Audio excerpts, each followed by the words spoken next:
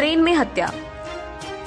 सिद्धार्थनगर जिले के लोटन कोतवाली क्षेत्र के भीटपरा ग्राम पंचायत के बरगदवा गांव का है। सिद्धार्थनगर गांव का रहने वाला 38 वर्षीय अनिल राजभर मुंबई में काम करता था। 4 महीने बाद काम करके कुछ पैसा कमाकर वह खुशी खुशी अपने घर लौट रहा था। घर पर उसकी बीवी, बच्चे, भाई बहन उसके आने का इंतजार कर रहे थे। अनिल राजभर मुंबई से 15 दिसंबर की सुबह अंत्योदय ट्रेन से सिद्धार्थनगर के लिए खुशी खुशी निकला। उसने ट्रेन में बैठकर घर वालों से बात भी की। सब कुछ सामान्य था। करीब 11 बजे उसने अपने घर अपनी बीवी को फोन कर बताया कि उसके पीछे ट्रेन में कुछ बदमाश लग गए हैं और उनसे उसकी कुछ कहासुनी भी हो गई है। उसे डर है कि वे लोग उसे मार डालेंगे। उसने अपनी बीवी को बताया कि मैंने चुपके से उनकी फोटो भी खींच ली है जिसे मैं भेज रहा हूँ। अगर मेरे साथ कुछ घटना होती है तो इसकी जिम्मेदार यही लोग होंगे। तुम इन लोगों को छोड़ना नहीं। यह सुनकर घर वाले परेशान हो गए और फिर उससे संपर्क बनाए रहे, लेकिन दिन में 2 बजे के बाद उससे संपर्क नहीं हो सका। इसी परेशानी और उधेड़बुन में रात के 11 बज गए। अनिल राजभर की पत्नी और भाई के अनुसार 16 दिसंबर की रात 2 बजे मध्य प्रदेश के शामगढ़ थाने से उनके पास फोन आया और वहां के थाना इंचार्ज ने उन्हें वह दहला देने वाली खबर दी जिसका उन्हें अंदेशा था। थाना अध्यक्ष ने बताया कि शामगढ़ स्टेशन की पटरी के पास एक शव मिला है जिसमें मौजूद आधार कार्ड और मोबाइल से यह अंदेशा है कि यह अनिल राजभर का है। आप लोग यहां आकर शव की शिनाख्त कर लें। यह सुनकर अनिल के घर पर कोहराम मच गया और उसका बड़ा भाई और कुछ रिश्तेदार बताए गए पते पर पहुंचे और वहां उन्होंने अपने भाई के शव को देखा। उसके भाई ने बताया कि उनके भाई का शव टुकड़ों में बट गया था। सर और एक हाथ भी गायब था। बचे हुए कपड़े और शव के हिस्सों से उन्होंने अपने भाई का शव होने की पुष्टि की। उनके भाई ने बताया कि थाने की पुलिस ने इस मामले की ट्रेन दुर्घटना में मृत्यु की एफआईआर तो दर्ज की है, लेकिन शव का पोस्टमार्टम कराया गया है या नहीं इसके बारे में पूछने पर उन लोगों को कोई भी तसल्ली बख्श जानकारी नहीं दी गई और शव से मिले कपड़े और अन्य सामानों को पुलिस ने अपनी सुपुर्दगी में लेकर शव को उन्हें उनके सुपुर्द कर दिया। मृतक अनिल राजभर के परिजनों का कहना है कि उनके भाई की हत्या वही व्यक्ति और उसके साथियों ने की है जिसकी फोटो अनिल ने उन लोगों के पास भेजी थी और उसकी हत्या करने का अंदेशा जाहिर किया था। परिजन भेजी गई तस्वीर में मौजूद व्यक्ति और उनके अन्य साथियों को इस हत्या के लिए दोषी मानते हुए उसे ढूंढकर उनके खिलाफ कार्रवाई की मांग कर रहे हैं। ट्रेनों में जहर खुरानी का शिकार बनाकर भोले भाले गरीब लोगों को लूटने का मामला अक्सर सामने आता रहता है। पैसे की लालच में किसी को मारकर ट्रेन की पटरी पर फेंकना कि ये मामला काफी संगीन और दिल दहला देने वाला है। अपनी हत्या से पहले सुनील ने हत्या आरोपियों की फोटो भेजकर बहुत बड़ा सबूत पुलिस को दे दिया है।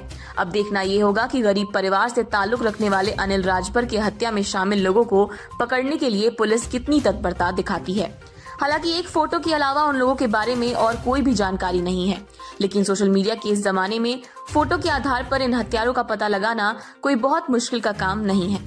अगर पुलिस इस गरीब परिवार को न्याय दिलाने के लिए कमर कस ले तो इस जघन्य अपराध में शामिल हत्या आरोपी जरूर पकड़े जाएंगे और आगे इस तरह की घटनाएं रुकेंगी तो नहीं, लेकिन इन पर कुछ अंकुश जरूर लगेगा और हत्या आरोपियों के सजा मिलने के बाद अनिल की आत्मा को सुकून भी जरूर मिल जाएगा।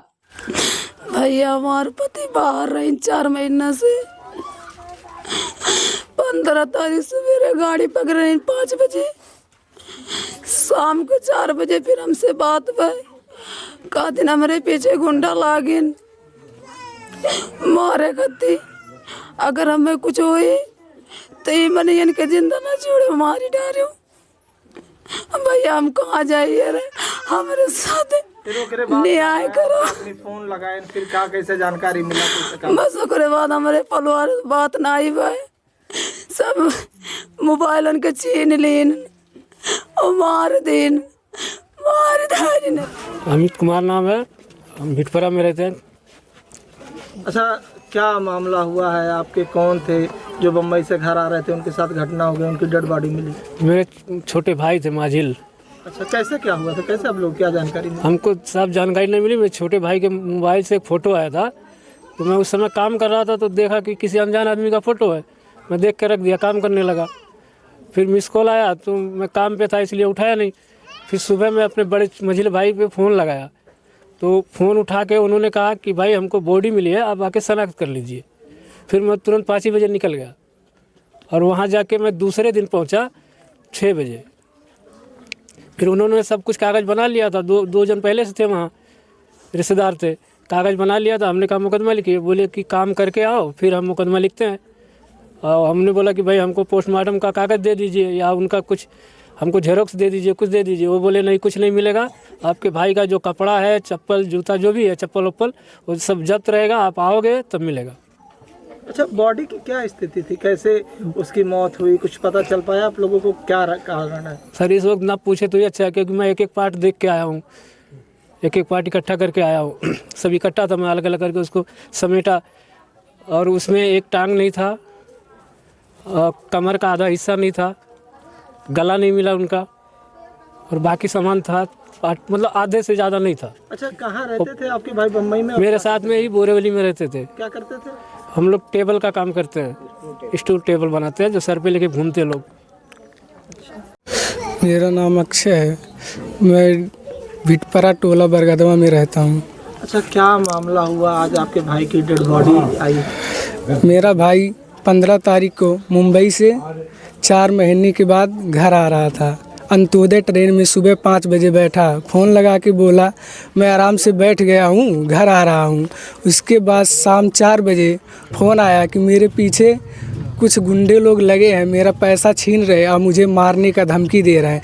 मैं जो फ़ोटो भेज रहा हूँ उसी लोग को पकड़ना जो मुझे कुछ हो जाएगा और फांसी दिलवाना, मुझे जो भी होगा इन्हीं लोग का कारण होगा और कोई नहीं इसमें दिक्कत है। उसके बाद रात भर फ़ोन लगाए, फिर कभी कॉल नहीं लगा। उसके बाद सुबह 2:30 बजे फ़ोन आया शामगढ़ थाना से। वो पुलिस वाला बोला आप कौन बोले, तो मैं कहा उसका मैं छोटा भाई हूँ। तो पूछा तुम्हारा एज कितना है?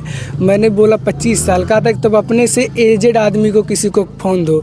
उसके बाद मैं बहाना मार के मेरे भाई को फ़ोन दिया, चाचा के लड़के का महेश नाम है। उसके बाद वो बात किया तो उनसे बात किए।